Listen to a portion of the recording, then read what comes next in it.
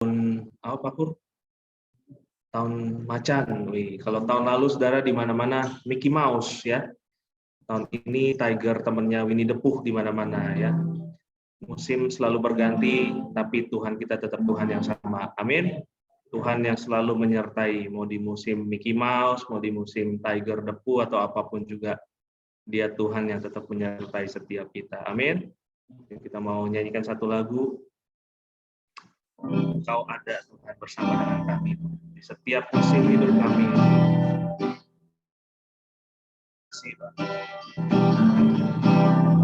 Mau menikmati Engkau Tuhan siang hari ini.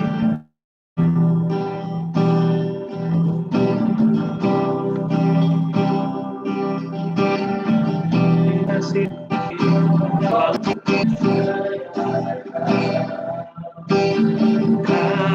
ada bersamaku di setiap musim hidup. Karena Kau biarkan ku sendiri, kekuatan di jiwaku adalah bersamamu. Tak pernah ku ragukan Tuhan, tak pernah ku ragukan kasih-Mu. Sekali lagi Engkau ada bersamaku Tuhan. Engkau ada bersamaku di setiap musim hidup. Tak pernah Kau biarkan ku sendiri.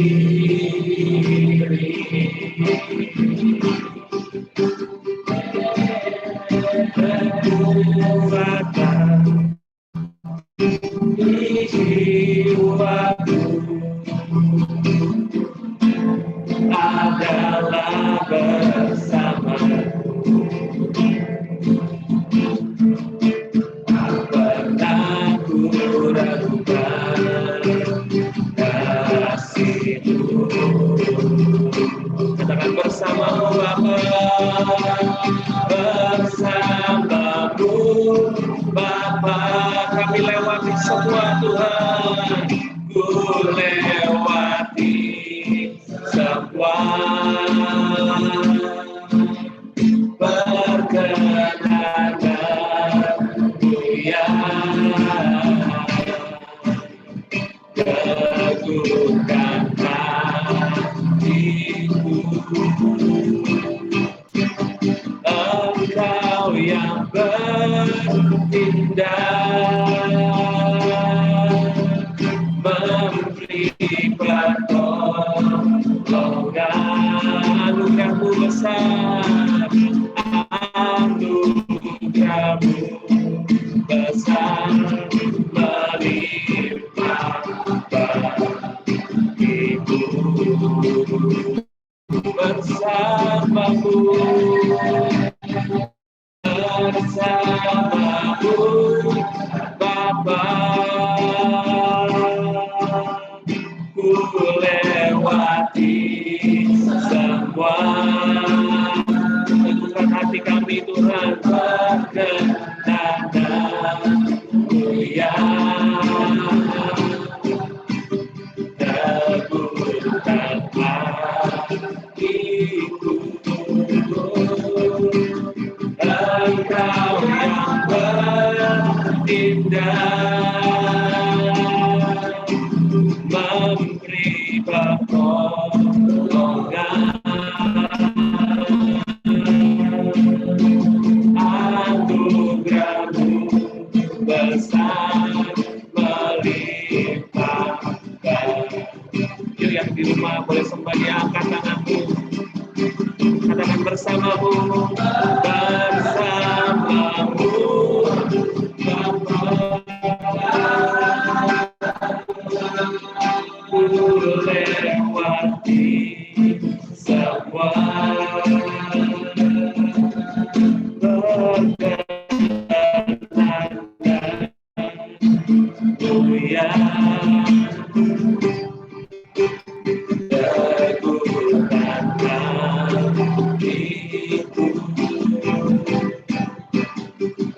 Engkau yang terindah, memberi anugerah-Mu besar Tuhan, anugerah-Mu besar melimpah anugerah-Mu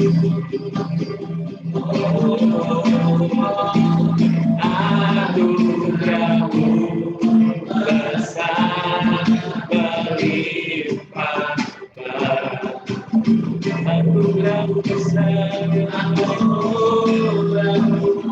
anugerah-Mu besar melimpah bagiku.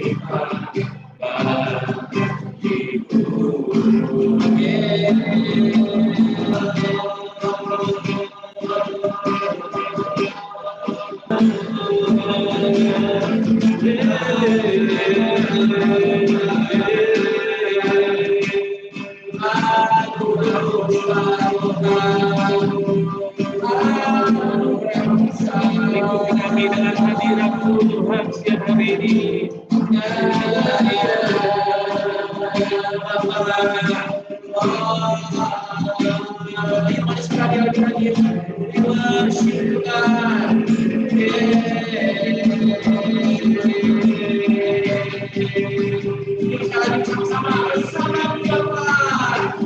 Bersamamu Bapa, ku lewati semua perkenanan mulia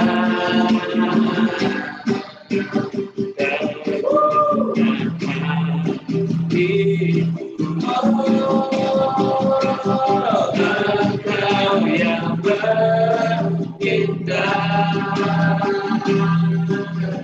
memberi pertolongan, anugerah-Mu besar lagi bersama-Mu Bapa. Engkau setia mendampingi kami Tuhan, bersama-Mu Bapa. Ku lewati semua perjalanan dunia teguhkan hatiku. Engkau yang berindah, memberi pertolongan, anugerah-Mu besar melimpah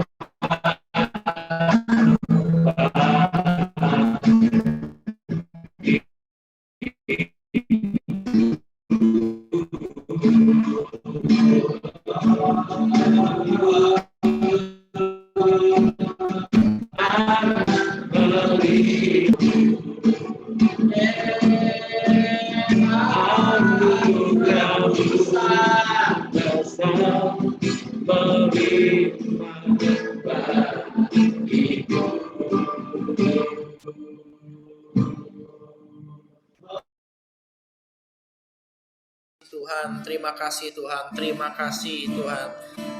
Thank you Jesus, thank you Jesus, thank you Jesus. Thank you Jesus, thank you Jesus. Thank you Jesus. Thank you Jesus, thank you Jesus. Terima kasih Tuhan. Terima kasih Tuhan, terima kasih Tuhan. Terima kasih Tuhan, di dalam nama Yesus Siang hari ini kami berdoa dalam hidup kami tahu kepada siapa kami berharap karena Engkau tidak berubah. Tuhan kami dahulu, sekarang, dan selama-lamanya adalah Tuhan yang tetap sama, yang memegang kendali atas hidup kami, yang mengasihi kami, yang selalu mau yang terbaik dalam hidup kami sesuai dengan ukuran kami masing-masing, sesuai dengan apa yang Kau anggap baik. Terima kasih Bapa, di dalam nama Tuhan Yesus kami berdoa, dan setiap kita yang percaya kita sama-sama katakan amin. Amin, amin, amin, amin, amin, amin. Shalom, shalom, shalom, amin. Jujur saya ganti tema khotbah 3 kali, saudara, untuk menyiapkan firman Tuhan pada hari ini, ya. Kemarin malam baru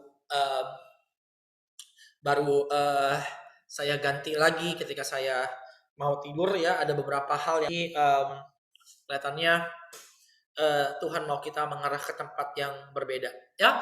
Ibadah hari Senin buat Selasa, minggu ini Selasa, buat teman-teman yang di Jembatan 5 sudah akan kita mulai kembali. Ingat ya, saya senang menyebutnya ibadah karena supaya Anda tahu, saudara, ibadah itu tidak harus minggu, ya. Dan hari Senin nanti kita udah akan mulai kembali. Hari Selasa maksudnya di LP sini juga sama, ya. Saya mau cerita dulu sebelum saya mulai firman Tuhan supaya Anda mengerti apa yang hendak saya sampaikan. Nanti ada berapa ciri karakter Yesus, karakter Tuhan kita yang ada dalam diri Dia, sehingga ketika kita belajar hal itu, kita ngerti apa itu pengharapan. Ingat, ini tahun adalah tahun harapan, saudara. Ini tahun di mana kita berani berkata bahwa dalam Tuhan saya punya harapan, ya. Terserah apa yang Anda harapkan, ya. Percaya bahwa Dia itu sanggup. Bagi Tuhan tidak ada yang mustahil. Sekali lagi, bukan ketika kita meminta, kita ngarang semuanya, kita rekayasa hidup kita. Oh, saya mau ini, udah saya bawa ke Tuhan. Tuhan, pokoknya saya mau ini. Bukan seperti itu. Pengharapan itu bukan seperti itu. Tapi bagi Tuhan tidak ada yang mustahil. Kenapa? Karena memang bagi Dia nggak ada yang mustahil. Bukan ketika kita bawa visi kita sendiri, mimpi kita sendiri, enggak. Yang perlu Anda buat adalah meletakkan diri Anda sejalan, sejajar dengan apa yang Ia mau. Ketika Anda sejalan, sejajar dengan apa yang Ia mau, hidup Anda akan mengalami ketidakmustahilan demi ketidakmustahilan. Sesuatu yang ajaib akan terjadi. Kenapa? Karena engkau ada dalam jalannya, ya. Bukannya membawa dirimu sendiri, membawa apa yang kau mau sendiri, tapi engkau sejajar dengan jalannya, betul-betul mengalami apa yang Ia mau. Nah, saudara, dalam hidup saya cerita ya, saya beberapa kali ganti mobil. Nah, cerita nih ya. Mobil pertama yang saya punya itu zaman dahulu kala, ya, sampai ketika pacaran dan udah menikah. Saya rasa saya menikah berapa bulan dengan istri saya.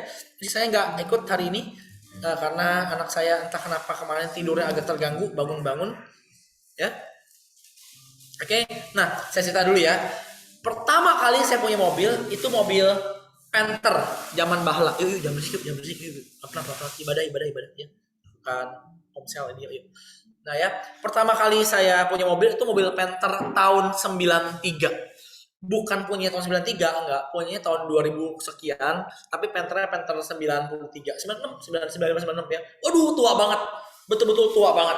Jadi sampai saking tuanya, saya pernah ditangkap polisi di jalanan gara-gara mobil itu berisik sekali.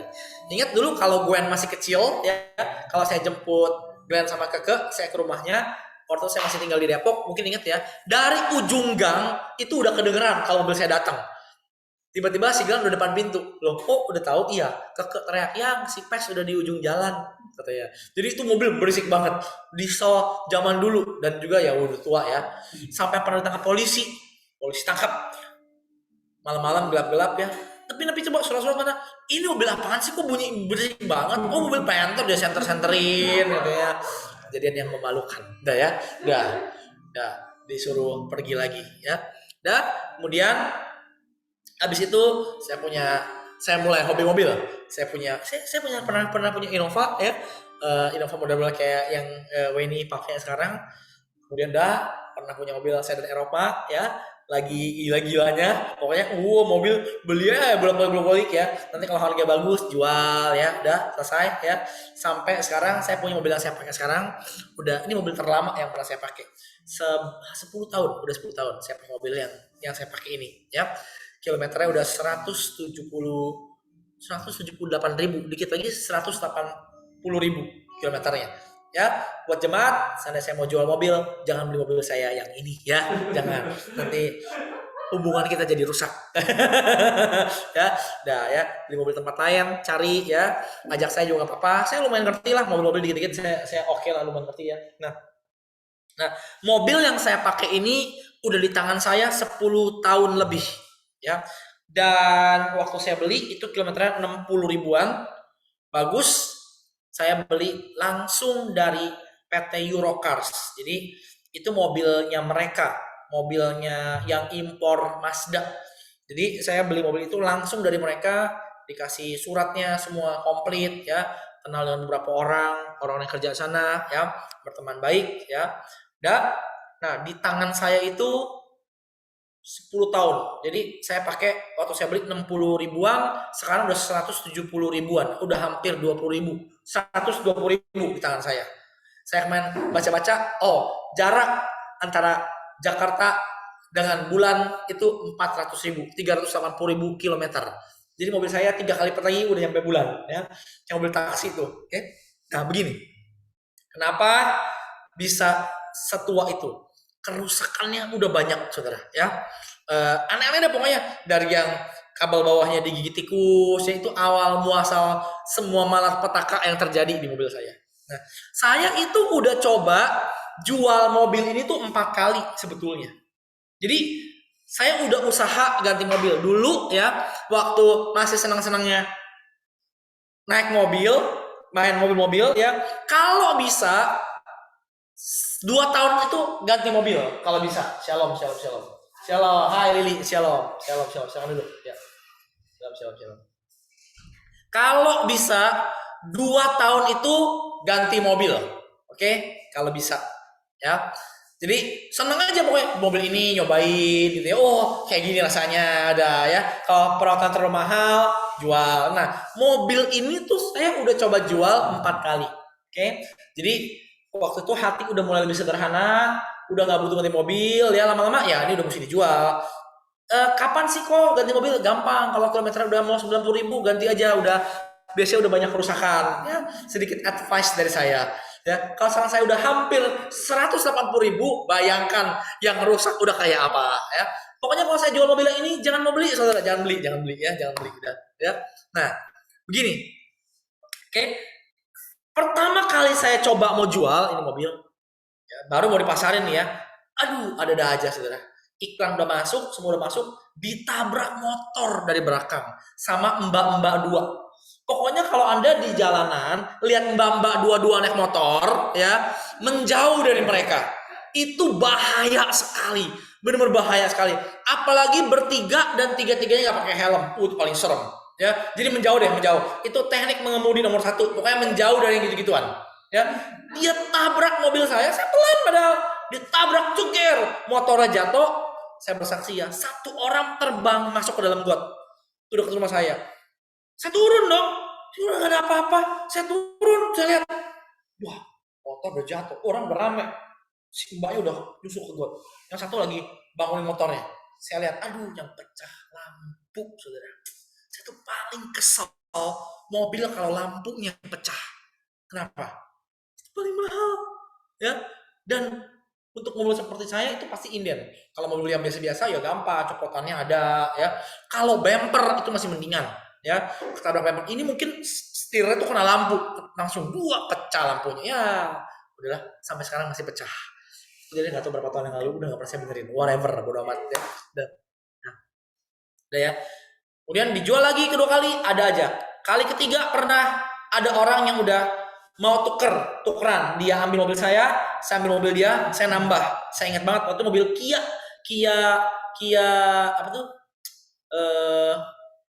Apa sih? Sport Edge yang model baru. Udahlah, ambillah, ini oke lah ya. Saya tinggal cicil berapa tahun, tukar tambah, gampang, nggak ada masalah. Di hari H-nya orangnya tidak datang, nggak ada kabar sampai hari ini, nggak tahu kemana.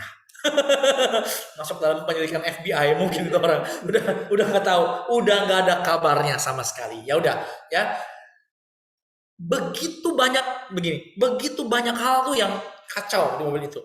Dulu sebelum mobil ini saya punya mobil sedan, itu saya rawat banget, betul-betul saya rawat banget. Jadi tanya istri saya ada kan ikut Zoom meeting ya, tanya dia, itu saya rawat banget. Seneng kalau punya mobil yang kita seneng tuh, seneng ya. Bensinnya kita ganti-ganti, cobain pakai Shell kayak apa, oh kayak gini rasanya. Cobain Pertamax Plus, oh kayak gini. Mobilnya di wax 2 minggu sekali. Saya punya wax langganan yang datang ke rumah. Ingat si Harry ya, pernah main basket juga sama kita. Itu orang baik banget. Oh, saya sungguh merasakan kasih karunia Tuhan, saudara. Disemprotin 2 minggu sekali ya, semua poles. Wah, saya nggak kebayang kan bahwa saya pernah punya mobil bagus dan saya ngerawat mobil.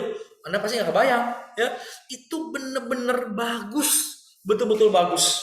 Pokoknya semuanya oke deh, bagus, semuanya beres ya, bagus. Nah, kemudian ketika saya pindah mobil, anak saya mulai lahir ya, mulai ketumpahan ini di mobil, kursinya diinjek-injek ya, kaca mobil dalamnya itu ya, pokoknya kalau udah kaca, urusan lampu itu udah paling mahal di mobil ya, sama urusan ban.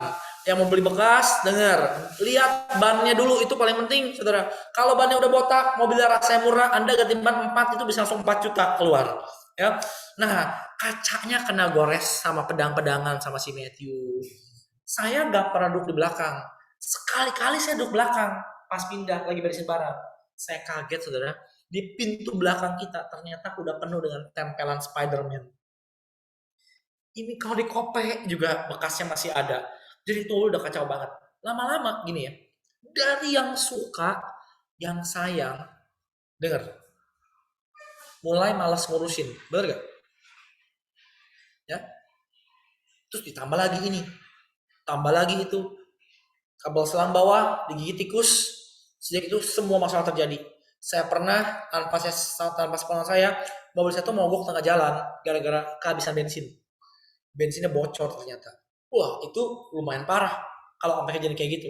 Karena pompa filter bensin Anda pasti bermasalah lama-lama. Karena pompanya berat kan.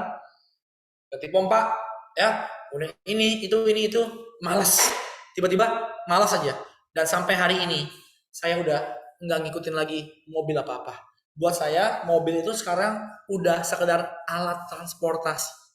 Gak usah hobi-hobian lah mobil, udah sekedar alat transportasi. Memindahkan manusia dari satu titik ke titik lainnya. I don't care, gak peduli, bodoh amat, saya gak peduli pokoknya. Yang penting saya bisa jalan. Bayangkan, dari yang begitu hobi, dari yang begitu suka, sampai dah bodoh amat lah, gak peduli. Kenapa? Karena udah malas, udah aduh lah, yang penting bisa jalan aja. Ya, dengar ya. Sebetulnya dengar, seperti itulah orang yang sudah kehilangan pengharapan. Benar gak? Ayo. Karena gini, terlalu banyak kejadian-kejadian yang tidak enak dalam hidup dia. Ngerti ya? Dalam satu titik, orang itu udah malas lagi berjuang. Udah malas lagi ngapa-ngapain, apalagi secara rohani. Udah malas, udahlah. Pokoknya gue udah kayak gini aja, bodo amat lah. Hidup-hidup, mati-mati, whatever. Ya, coba nih, sisi hidup kita itu ada berapa sisi? Coba banyak. Satu, ya, keluarga. Oke, ini penting. Oke, ya Tuhan lah. Ya kalau mau, saya nggak mau Tuhan dulu deh, ngomongin di dunia dulu. Menurut Anda yang paling penting itu apa? Jujur, setuju gak kalau saya bilang yang paling penting itu keluarga Anda?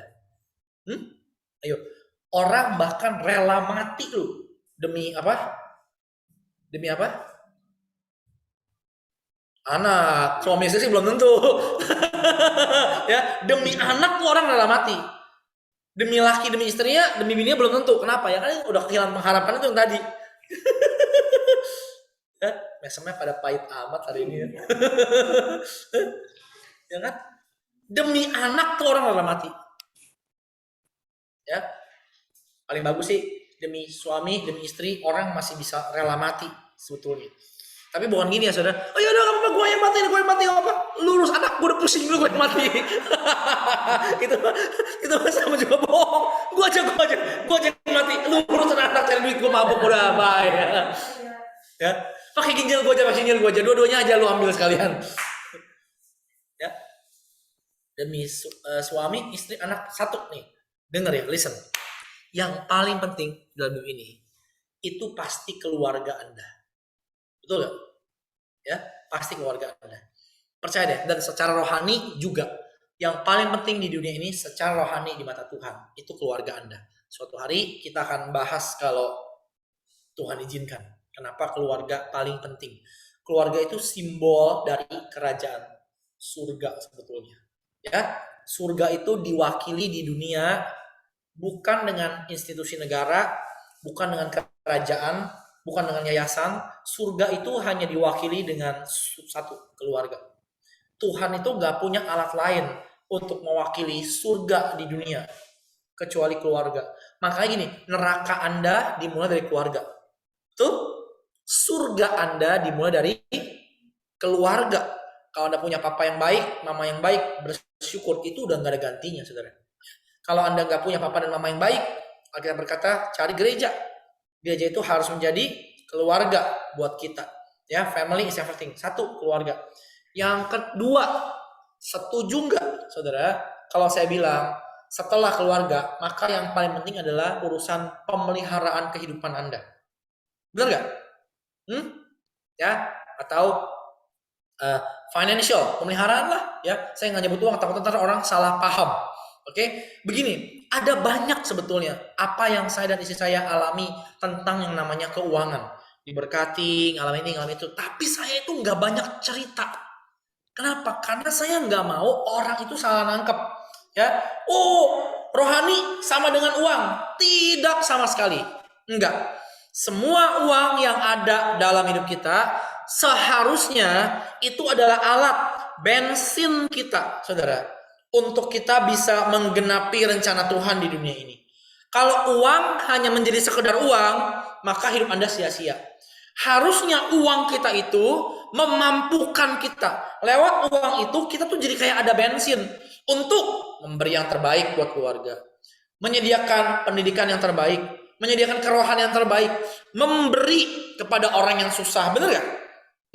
Mendukung pelayanan gereja, hamba Tuhan dan sebagainya. Harusnya lewat uang itu tuh kita buat kayak gitu.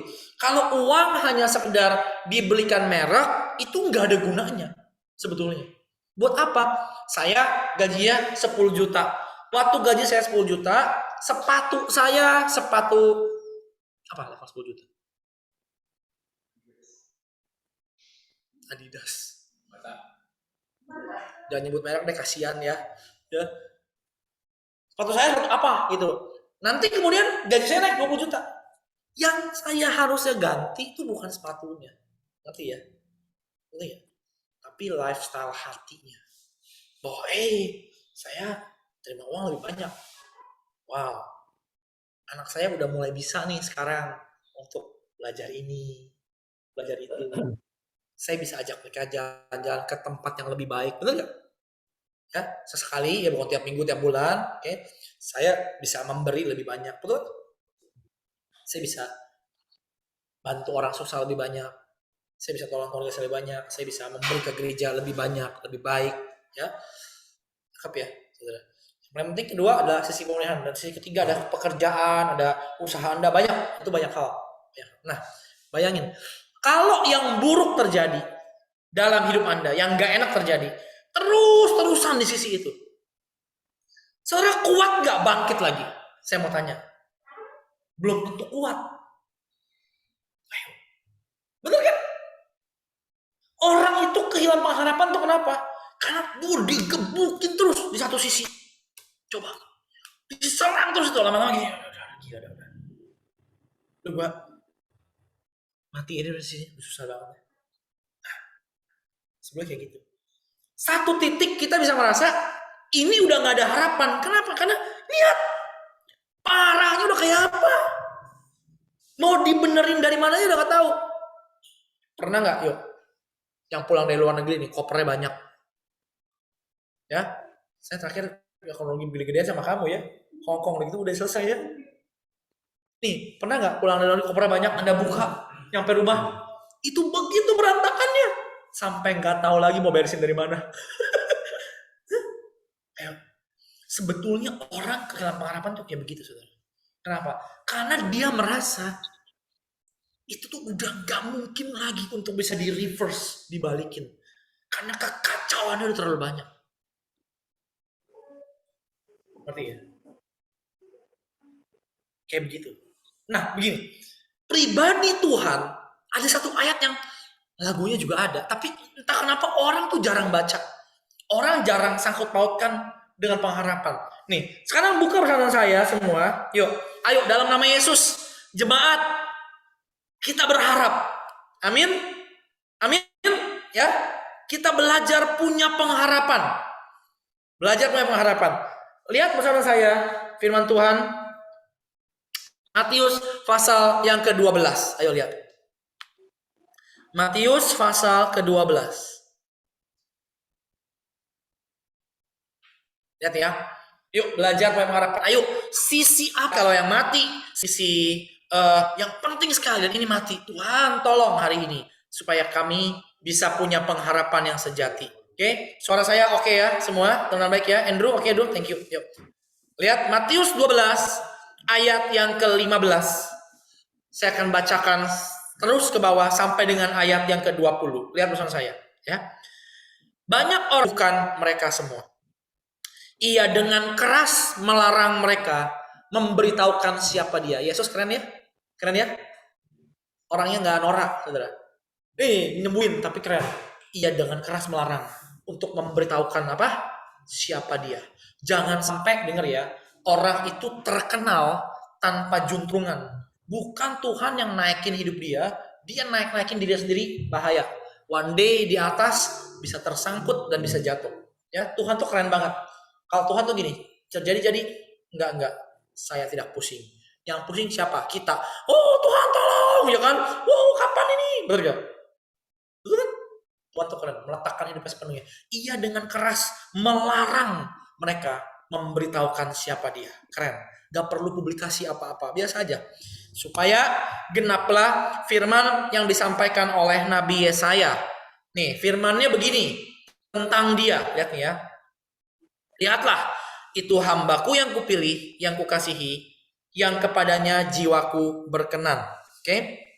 Ia tidak Aku akan, ayat 18, aku akan menaruh rohku ke atasnya dan ia akan memaklumkan hukum kepada bangsa-bangsa. 19:20. Lihat. Ia tidak akan berbantah dan tidak akan berteriak. Keren ya? Coba orang punya penyerahan diri kayak begini, saudara. Gak akan berbantah-bantah dan gak akan teriak-teriak. Dahsyat nih di sini nih. Halo, shalom. Lagi happening di sini nih, saudara. Keren ya. Jadi kalau Yesus, nih percaya sama saya. Kalau Yesus ada di dunia saat ini, percaya deh saya. Jangan-jangan dia nggak pakai IG, saudara. Ya, Facebook juga jangan-jangan. Apalagi pakai IG sponsor alias IG yang berbayar, yang supaya ada iklan di mana-mana. Oke, kenapa? Karena kita bilang ia nggak akan mendengarkan suaranya di jalan-jalan. Biasa aja, ya. Kalau memang ditarik oleh Bapak, percaya dia Yesus, puji Tuhan. Berarti Bapak mengajar sesuatu. Nah, kalau Yesus itu hidup di zaman kita, jangan-jangan kita juga nggak sadar bahwa dia itu Tuhan. Karena biasa banget sifatnya, benar-benar biasa banget. Ayat 20 saya mau kita belajar hal ini. Lihat. Buluh yang patah terkulai tidak akan diputuskannya. Ini pengharapan. Ini ajaib. Dan sumbu yang pudar nyalanya tidak akan dipadamkan. Lihat ya, begini. Dengar. Ada satu watak dalam diri dia. Ada satu personality dalam diri Tuhan. Ada satu sifat dalam diri Tuhan yang seperti ini ibaratnya. Sekalipun ada buluh, tahu nih buluh itu apa? Buluh itu ranting kecil, saudara. Zaman dulu bahasa Indonesia reed, ya, yang banyak di jalanan. Jerami yang nggak ada artinya. Tahu? Batangan-batangan tipis kayu yang nggak ada artinya. Kalau nggak patah aja, itu nggak ada artinya. Karena terlalu banyak. Itu benda biasa banget. Anggaplah kayak rumput. Anda punya sawah nih, ada rumput. Kalau tetanggamu minta 2, dikasih gak? Pak Gilbert, saya minta rumput ya, 2 aja. Sebagai tetangga yang baik bilang apa? Banyak kan aja, ambil gak apa-apa. Kalau bisa lu potongin sekalian biar rapi. Di Amerika lucu lu, ya. Kalau rumput Anda nggak potong, ya lama-lama ditangkap polisi. Didenda, rumahnya disegel.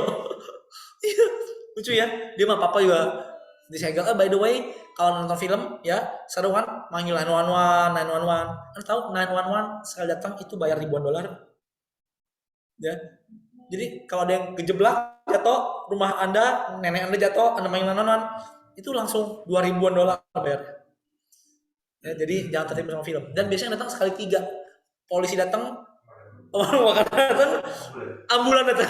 Itu benar-benar buang duit banget. Pokoknya mereka apa-apa uang. Makanya orang selalu ngeliat orang Amerika kan, ya, you love helping people. Orang Amerika emang seneng nolong orang, tapi bayarnya mahal biasanya. Ya mereka nyari duit dengan cara nolong orang biasanya. Ya. Karena itulah yang gaji-gaji paling gede di Amerika itu perusahaan-perusahaan NGO.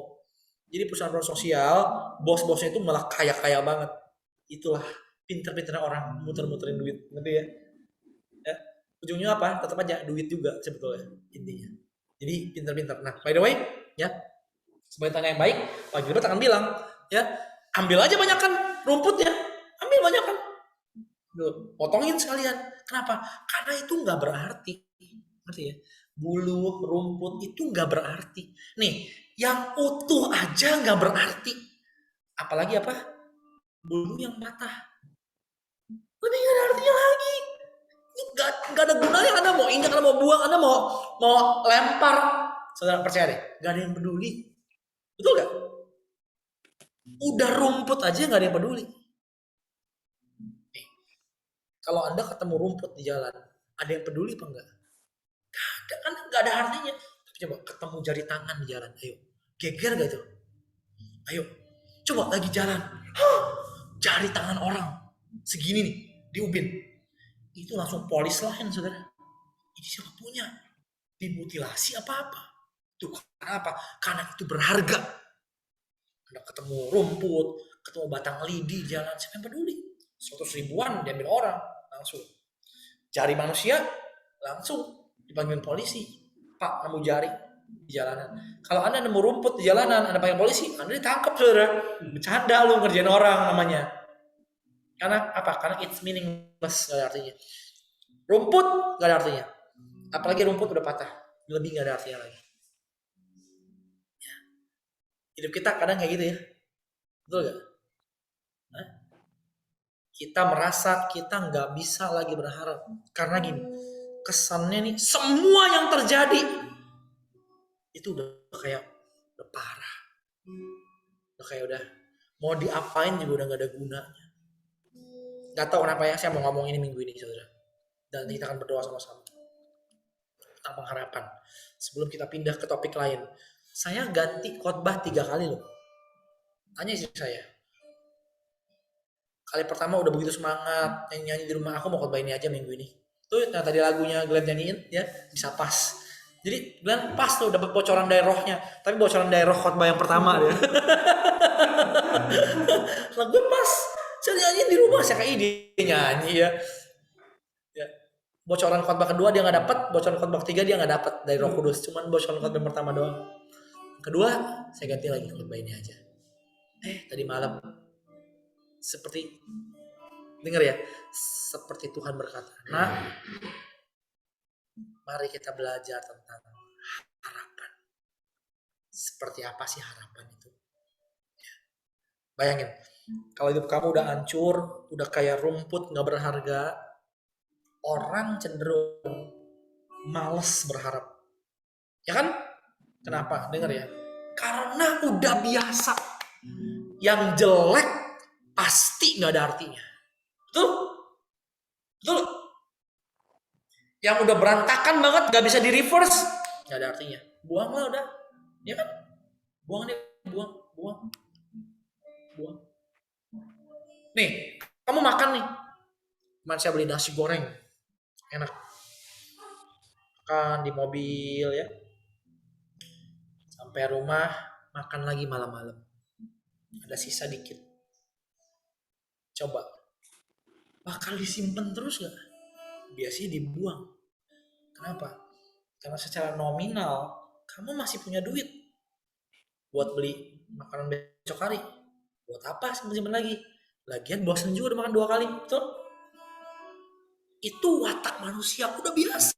Saudara, kalau yang ancur-ancuran, buang lah. Udah gak ada gunanya. Ya, tas udah rombeng-rombeng, sepatu udah jebol kiri kanan. Coba zaman sekarang, masih ada nggak yang sol sepatu? Hampir-hampir nggak ada. Ayo, kapan terakhir kali kamu sol sepatu? Kapan? Saya sol sekali waktu itu. Adidas saya celangap. Saya sol. Bener sih, jadi rapet. Tapi kok jadi ada jahitannya di sampingnya? Ya, si abang ini ngerjainnya masih pakai cara lama. Ya, kamu ditempel di dalamnya kayak ini tempel nih, begini. Dijahit ini yang begini. Ya, udah kayak bulu yang terkulai. Buang deh udah. Beli lagi yang baru lah udahlah. Coba Anda sol sepatu kapan terakhir kali? Saya mau tanya. Kapan? Ayo. Bajunya robek. Pernah kamu jahit? Wow. It was like long time ago. Bahkan yang kancingnya copot aja sekarang belum tentu loh kancingnya dijahit lagi. Buang sekalian. Satu, duit masih ada. Bener gak? Kedua, baju udah jauh lebih murah. Ya kan? Gak peduli. Rombeng ya buang lah udah. Rombeng ya udah ganti buat kesetan, buat elap. Tapi tau gak? Tuhan tuh gak kayak begitu. Kenapa kita bisa berharap? Ya, Tuhan tuh gak kayak begitu. Lihat ya, ayat 20. Semua nangkap ya? Yuk dengerin serius ya saudara sekalipun di rumah ya. Jangan sambil ngegoreng ya, jangan sambil masak, ngepel. Gak bakal bisa lah, anggap ini ibadah lah udah semuanya. Memang ibadah sih, anggap ibadah onsite semua di rumah masing-masing. Lihat nih. Bulu yang patah terkulai tidak akan diputuskan ya. Gila ya. Sesuatu yang udah hancur banget. Yang udah patah, yang gak ada artinya aja. Tuhan itu belum berkata finish. Dia belum berkata final say-nya. Terakhir, habis tamat lu dan enggak. Bahkan buluh yang patah terkulai, rumput yang sobek aja yang gak ada artinya.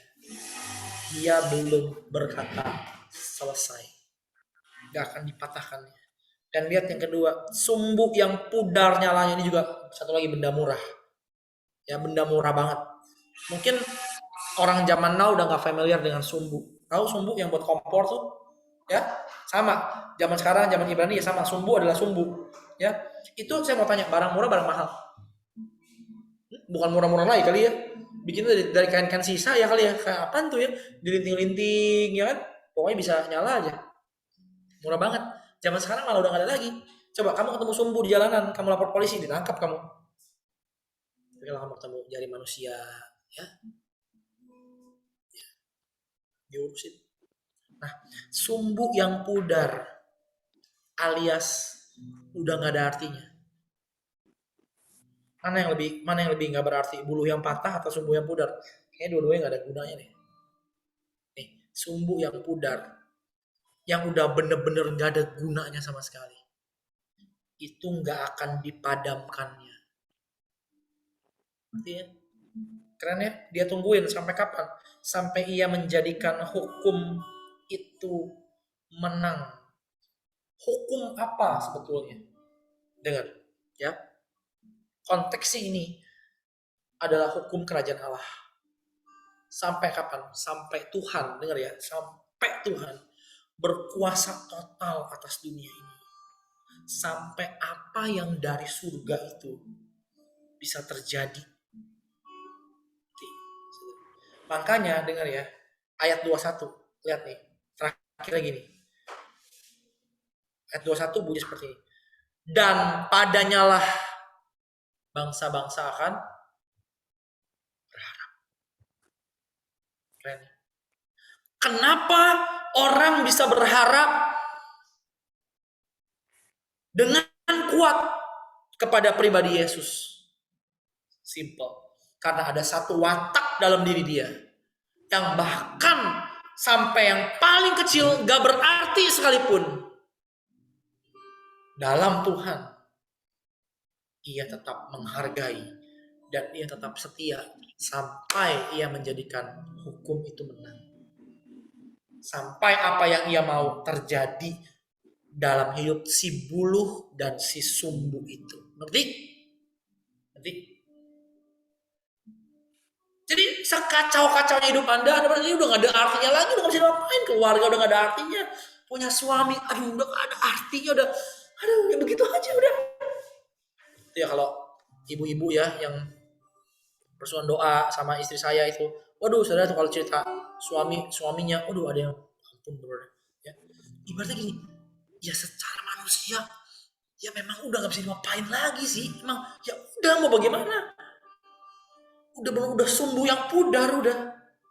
Ya. Istri juga sama. Ada beberapa istri yang waduh dia sudah bisa ngapain. Ini sumbu yang pudar. Bunga yang layu. Apalagi. Biji kopi yang kehangusan. Apalagi ya. Kain rombeng. Ngerti? Uban yang jatuh. Oh ya, meaningless those things itu nggak ada artinya sebenarnya. Ibaratnya Anda punya itu nggak punya itu nggak ada bedanya. Tapi Tuhan kita ternyata sekalipun udah sampai kayak begitu reotnya, kita berkata apa? Ia nggak akan padamkan. Come on, keep on trying. Ia nggak akan patahkan, nggak apa-apa. Sampai kapan? Sampai hukum itu menang. Amin. Ya. Jadi saudara, kita masih punya pengharapan sebetulnya. Hari ini kita masih punya pengharapan. Sebetulnya nggak ada keadaan yang begitu buruk sampai Tuhan itu nggak mau lagi berurusan dengan kita. Sebenarnya nggak ada keadaan yang begitu buruk sampai tidak ada potensi untuk dipulihkan lagi. Ngerti gak? Ngerti ya? Dengar ya. Tidak ada keadaan yang begitu buruk sampai tidak ada lagi potensi untuk bisa dipulihkan. Ingat, Yesus menunggu sampai ia menjadikan hukum itu menang. Baru ayat 21-nya. Dan padanyalah bangsa-bangsa akan berharap. Kenapa kita dan bangsa-bangsa lain bisa berharap sama pribadi Yesus? Sekali lagi, karena ada watak dalam diri dia. Karena ada satu personality dalam diri Tuhan kita yang berbeda dengan diri manusia. Buat kita gampang mencap sesuatu meaningless atau gak ada artinya. Buat kita dikit-dikit selesai, gak usah dibenerin, malas. Buat saya, mobil saya itu udah gak ada harapan. Emang itu sumbu yang pudar ya? Enggak juga sih. Ya kalau saya perhatikan saya jual masih dapat puluhan juta kali ya. Saya copotin semuanya ya, dashboardnya, akinya semua. Tapi udah malas aja. Namanya juga manusia, saudara. Udah malas. Manusia itu bisa lelah berharap. Bener gak? Ya kan? Manusia itu bisa berhenti punya, bukan cuma pengharapan, manusia itu bisa berhenti punya impian karena udah begitu capek. Kadang-kadang bener loh ya, orang bilang ya, bukan masalah kamu jatuh, tapi apakah setelah kamu jatuh kamu bisa apa? Bangun lagi. Betul ya? Saya nggak mau terdengar seperti seminar motivasi, tapi saya merasa ini yang Tuhan mau setelah ganti khotbah 3 kali. Ya, I don't know. Manusia itu kadang-kadang bisa begitu gampang untuk terbunuh dengan menyerahnya, saudara. Dengan perasaan menyerah yang udahlah. Beda ya antara menyerah dengan berserah itu mesti dibedain. Ya, saya berserah sih ahlinya. Ya, oh, nggak pusing nggak apa-apa. Tapi saya nggak pernah kehilangan pengharapan akan sesuatu yang ajaib dalam Tuhan. Amin. Saya masih percaya akan keajaiban. Saya masih percaya akan situasi yang aneh, yang ajaib. Ya, saya pernah beberapa kali terjebak dalam situasi yang sulit, apalagi pelayanan. Waduh, sulit. Saya bilang, ini cara ngomongnya gimana, ini gimana ya. Tapi saya belajar ngerti. Tuhan itu dahsyat.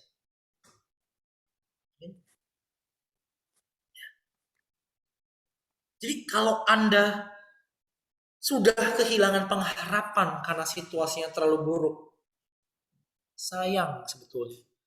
Yesus saja tetap menunggu sampai yang menjadikan hukum itu menang. Amin. Ya. Apa sih hari ini yang mati dalam kita, saudara? Saya tanya baik-baik ya. Apa sih hari ini yang udah mati dalam hidup kita? Setiap kita ini punya hal-hal yang mati sebetulnya.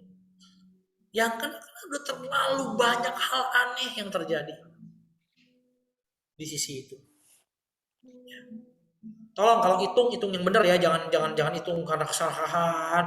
Aduh, bisnis saya mati pak. Padahal masih punya rumah, tabungan, masih punya kos-kosan, masih punya mobil ya. Itu hitung yang benar, hitungnya itu dengan hati nurani yang murni, yang bersih, saudara. Tapi ada sih yang benar-benar udah mati dalam diri kita. Yang seperti sumbu yang pudar, yang benar-benar udah nggak ada gunanya. Seperti buluh yang patah, yang ditemuin di tengah jalan, ya paling dibuang orang, saudara, dianggap sampah. Ada nggak sih sesuatu yang udah begitu mati dalam diri kita? Sampai bahkan kita itu udah nggak punya lagi impian, mimpi, pengharapan, ya. Sayang sebetulnya. Saya berdoa hari ini, saudara, Tuhan mengerjakan sesuatu yang ajaib dalam hidup kita bersama. Amin. Saya berdoa hari ini Anda ngalami Tuhan dengan cara yang ajaib, supaya Anda mengerti Dia Tuhan atas segala kemustahilan. Kita berkata bagi Tuhan gak ada yang mustahil. Lalu saya mesti gimana, Pastor? Simple. Kalau yang mati itu mimpi Anda sendiri, belajar tinggalkan. Tapi kalau yang mati hal-hal krusial, hal-hal yang memang, saudara, Anda betul-betul butuhkan. Hal-hal yang memang, ada gini, ini saya belajar. Mimpi itu tipis ya. Visi itu tipis. Antara ambisi manusia, betul gak? Kalau Anda dari kecil injek-injek orang, karena Anda susah, miskin, biasanya mimpi mau jadi apa? Mau jadi orang kaya. Kenapa? Karena gak mau diinjek lagi. Ya kan? Kalau dari kecil direndahin orang, Anda mimpinya pasti kepengen jadi orang yang dihargai orang, yang kelihatannya hebat, kelihatannya sohor, kelihatannya dipakai Tuhan. Ya manusia selalu kayak begitu. Nah gini, kalau yang mati adalah hal-hal yang krusial. Esther, family saya mati. Suami saya tuh udah seperti mati buat saya. Istri saya udah kayak udah, I'm done with you. Gue udah capek sama lu, udah males. Anak-anak saya juga, atau orang tua saya juga. Belajar, Tuhan, jadikan hukum-Mu itu menang. Amin. Tuhan, jadikan kerajaan surga, hukum kerajaan surga itu menang. Di mana Engkau menjadi raja atas keluarga saya. Atas berkat Tuhan dan atas pemeliharaan saya, Engkau menjadi raja, Tuhan. Ya.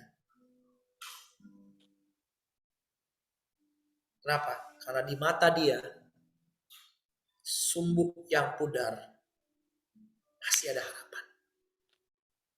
Buluh yang patah masih ada harapan. Masih bisa. Dan karena watak dia seperti ini, kita bisa berharap. Ternyata tidak ada hal yang jelek, yang tidak berguna di mata Yesus kita. Amin. Semua masih bisa diperbaiki. Semua masih bisa dipulihkan. Ya. Saya berdoa dan nangkep hal ini. Minta dia, Bapa, kerjakan yang ajaib sampai hukum-Mu menang. Amin. Sampai hukum itu menang. Sampai aku betul-betul bisa ngelihat. Sekali lagi ini konteksnya konteks kerajaan surga. Sampai aku bisa ngelihat surga itu betul ada dan menjadi raja di tengah-tengah keluargaku,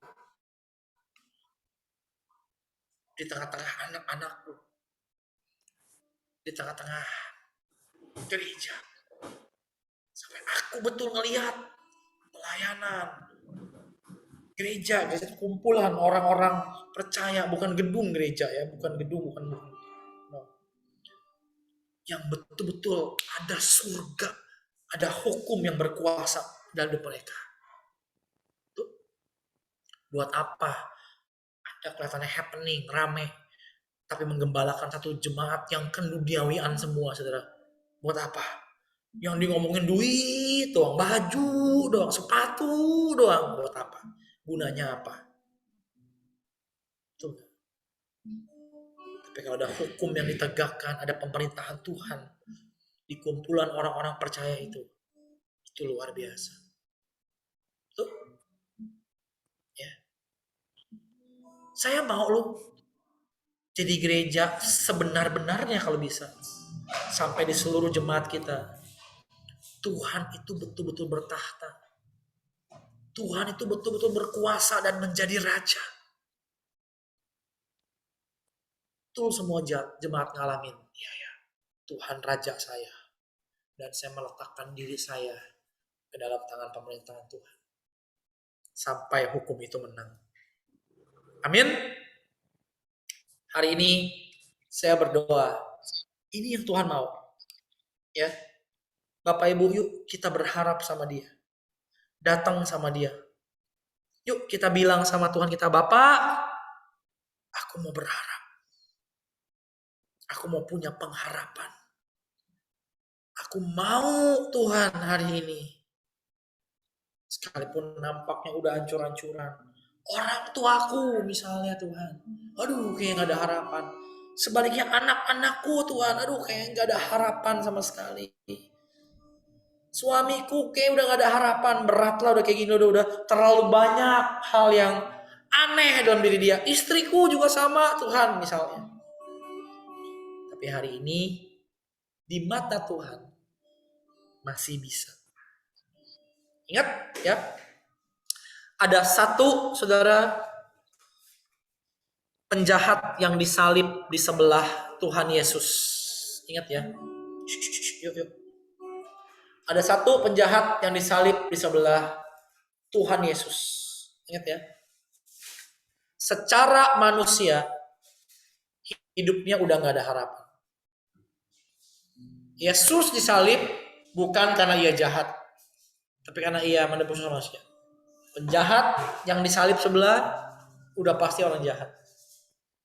Ingat, dalam keterpurukannya, saudara, dalam kehancurannya, malu, rasa bersalah, ditelanjangi, dipukuli, disakiti oleh orang-orang, disalibkan, dia bilang kayak gini, ketika kamu ada di Firdaus, Guru, jangan lupakan aku. Tuh, itu kecil banget, saudara lihat ya. Satu ngomongannya keluar dari orang udah hampir mati, udah hancur-hancuran, udah mau berapa apa, dosanya banyak, ya, udah sakit. Yang dia harapin siapa? Bukan Yesus yang lagi mengerjakan mujizat, Yesus yang sama-sama disalibin juga, sama-sama ditelanjangin, sama-sama dipukulin. Tapi hari itu Tuhan bilang apa? Pada hari ini juga, kamu sudah bersama-sama dengan aku di mana? Kecil, but it works. Tapi itu menolong dia. Amin. Hari ini, kalau kita kayak bulu yang terkulai, kayak sumbu yang pudar, dalam Tuhan masih ada harapan. Ia masih menunggu, ia masih mau menjadikan hukum itu menang. Terakhir, ayat 21, Matius 12 ayat 21, saya akan bacakan buat setiap kita. Dan padanyalah bangsa-bangsa akan berharap. Amin. Inilah dasar pengharapan yang solid. Kenapa kita bisa berharap? Kenapa? Karena buat Tuhan tidak ada situasi yang udah begitu parahnya yang ia tidak mau kerjakan. Ia masih mau bekerja. Ya, kalau cuma geter-geter dikit, goyang-goyang dikit, gas stabil dikit, percayalah, ia masih mau bekerja. Amin. Teman-teman yang punya produk baru, wih, nanti teman-teman kita akan keluar produk baru, wih, mantap. Saya udah lihat logonya lucu ya, ada bom-bom gitu ya, ya, keren, ya. Berharap, amin. Hello, wih, wih, bengong, wih, berharap, amin. Ya kan? Di rumah masih ngaduk, berharap. Kalau dengar teman kita cerita luar biasa, saudara. Bayangin, ada yang belanja ya, beli tempe 2, ya kan? Koreksi kalau saya salah ya, beli tempe 2, tolong ya Pak, gunting-gunting kecil-kecil, goreng, ya kan? Goreng, tempe 2, minta lalapan, minta sambal, makan sama-sama sama keluarga. Bayangin coba. Tuh, kalau mau tahu hidup orang tuh. Ya, saya jadi pengen juga punya restoran, saudara. Enak, keren ya. Jadi tahu, Pak. Jadi tahu. Jadi tahu. Mungkin dia, kantoran. Mungkin dia lagi begini, ya. AKBP. Oh ya? Susah, orang susah berarti ya? Enggak tahu juga, Pak. Hemat atau apa ya? Ya rumahnya sih kecil. Ya susah lah berarti ya. Rumahnya juga bisa masuk orang doang. Kamu aja rumahnya gede, masih susah gitu mukanya. Baru rumahnya gede. Berapa 15 M kata dia, lo ya? Ya kan belum bisa masuk. Oh susah nih Pak, susah gitu. Rumah kecil. Makanya Anda tuh jangan ribut mulu. Oh, saya susah. Percaya dah, di luar kamu tuh banyak orang susah, tahu nggak? Kita tuh gitu apa padahal bulu terkulai. Kata Tuhan belum masih pohon duren. Tenang aja. Ya kan? Dikit itu udah sumbu yang pudar. Kamu masih kompor listrik, masih nyala, gampang. Lu jangan dikit cengeng deh pokoknya. Apa yang benar susah banget? Kan jadi ngerti ya. Mungkin aku sembari motong gini ya. Bersyukur buat lebih ini ternyata ada banyak juga yang susah. Jadi tahu ya. Jadi ngerti tentang kehidupan. Amin. Ayo belajar punya pengharapan. Kepadanya lah bangsa-bangsa akan berharap. Ya, yuk kita doa sama-sama hari ini. Minta saudara, entah udah sekapan Anda terakhir kali berdoa tentang yang Anda anggap mati. Biasanya kalau yang masih setengah mati orang masih berdoa, oh Bapak tolong Bapak, masih cenut masih cenut gitu ya, cenut orang masih berdoa, oh Tuhan tolong jangan mati Tuhan ya gitu. Ibaratnya gini, kalau udah kena stop loss udah gak berharap apa lagi ya, betul ya. Tapi kalau udah nit ya udahlah, orang udah lepas tangan, udah setrum diapain biar bangun, tapi nit mati dah. Hari ini saya mau ajak kita berdoa. Amin. Masukkan dirimu ke dalam rencana Tuhan yang sempurna. Nanti kamu akan lihat bagi Tuhan tidak ada yang mustahil. Amin. Bagi kita pasti banyak yang mustahil, tapi bagi Tuhan tidak ada yang mustahil. Yang perlu kita buat sejajar dengan rencana Tuhan. Bapak, Aku minta ini dipulihkan. Biar sisi ini dalam hidupku sejajar dengan rencanamu. Sejajar dengan apa yang Engkau mau. Seperti yang Engkau mau. Tuhan tolong. Dalam nama Yesus. Amin. Yuk, mari kita menyembah Tuhan sama-sama. Ya, Glenn akan pimpin kita sama-sama menyembah Tuhan. Mari kita datang sama Dia. Yuk. Terima kasih Tuhan. Terima kasih Tuhan. Terima kasih Tuhan. Yang di rumah, mari minta. Semua hal yang sudah mati dalam diri kami. Semua hal yang sudah menjadi bulu yang tertulang. Ya. Semua hal yang telah menjadi sumbu yang pudar. Tuhan tolong. Ya, kan? Thank you Jesus.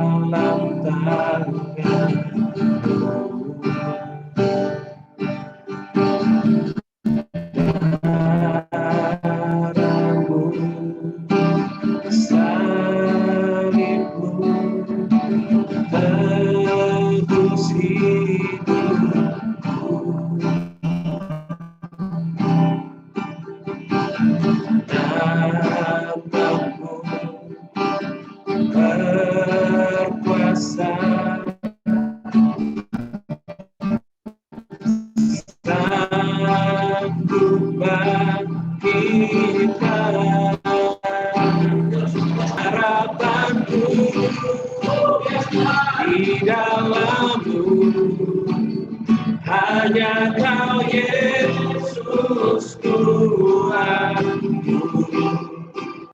ku percaya,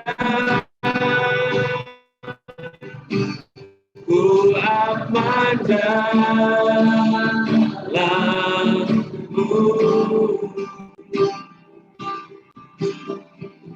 Kasih-Mu, kasih-Mu,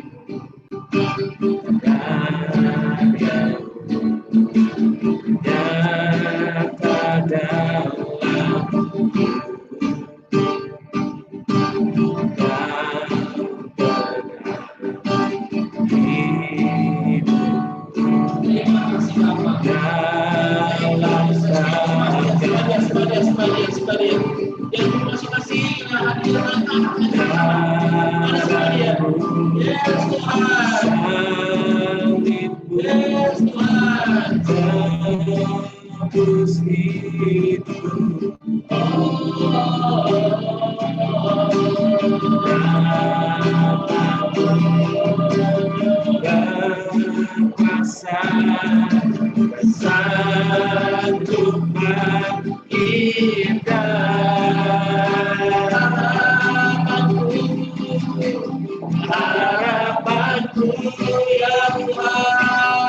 dalam hanya Kau Yesus Tuhan, ku percaya, ku aman dalam-Mu.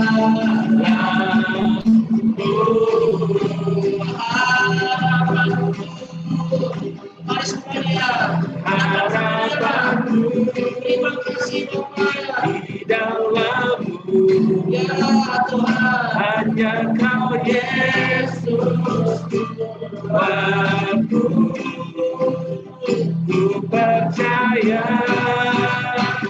ku aman dalam-Mu.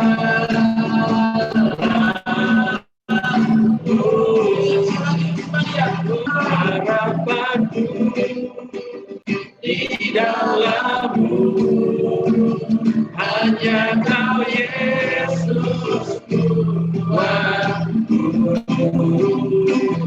ku percaya,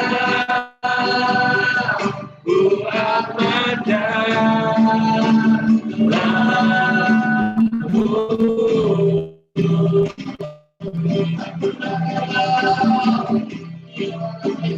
pernah gagal rencanamu bagi jalanku, kuasamu sempurna. Pengharapanku takkan hilang, sebab masa depan kau sediakan. Tak pernah gagal rencanamu bagi hidupku, kuasamu sempurna. Pengharapanku takkan hilang, sebab masa depan dalammu. Harapanku Dalam nama Yesus, di dalammu, dalam nama Yesus, dalam nama Yesus, dalam nama Yesus. hanya Kau Yesus. Yuk Anda yang di rumah, ambil waktu 2-3 menit ini bagi berdoa sama-sama. Anda yang ada di rumah, mari berdoa. Apa yang sudah mati, apa yang sudah tidak mati Anda, mari berdoa sama-sama. Tuhan lakukan sesuatu yang ajaib. Bagi Tuhan tidak ada yang mustahil. Lakukan sesuatu yang ajaib. Lakukan sesuatu yang ajaib. Bagi Tuhan tidak ada yang mustahil. Di Bagi dalam Tuhan tidak ada yang mustahil. Bagi Tuhan hanya tidak Kau ada yang mustahil. Yesus. Terima kasih Tuhan, terima kasih Tuhan. Percaya Thank you Jesus.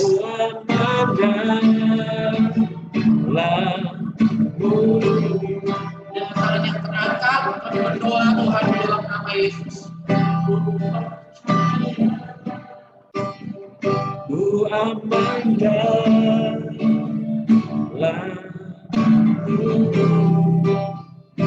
Dalam nama Yesus, kami letakkan hidup kami sepenuhnya, karena bagi Tuhan semuanya ada artinya Tuhan. Engkau tidak pernah membuang sesuatu yang tidak berharga.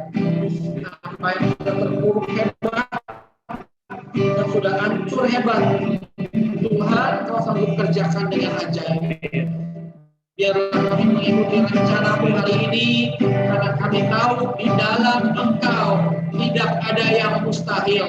Kami percayakan hidup kami ke dalam tangan-Mu Bapa hari ini. Di dalam nama Yesus, saya percaya kita sama-sama katakan, amin. Amin, amin, amin, amin, amin. Amin, saudara, amin, amin, amin, amin.